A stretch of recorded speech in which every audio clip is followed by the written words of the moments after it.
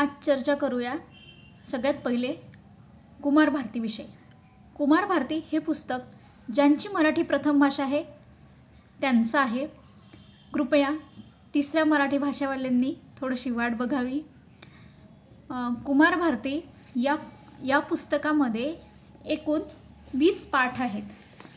त्यामध्ये गद्य प्लस पद्य आणि स्थूल वाचनासहित।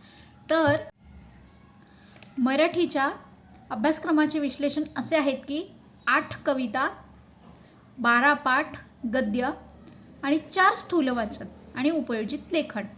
याप्रमाणेच उपयोजित लेखनामध्ये निबंध, पत्र, जाहिरात लेखन, सारांश लेखन, कथा लेखन या सगळ्यांचा अंतर्भाव होतो।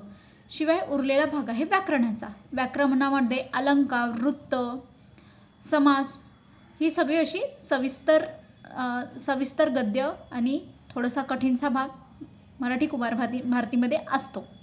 तर हे आपण one by one step by step समजून घेणार आहोत। तुम्हाला काही शॉर्टमध्ये नोट्स हव्या असल्यास तुम्ही कमेंट करा, लाईक करा, सबस्क्राईब करा, शेअर करा।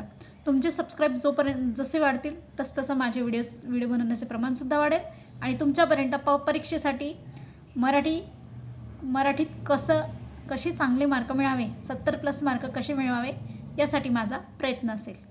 तर भेटूया पुढच्या व्हिडिओमध्ये।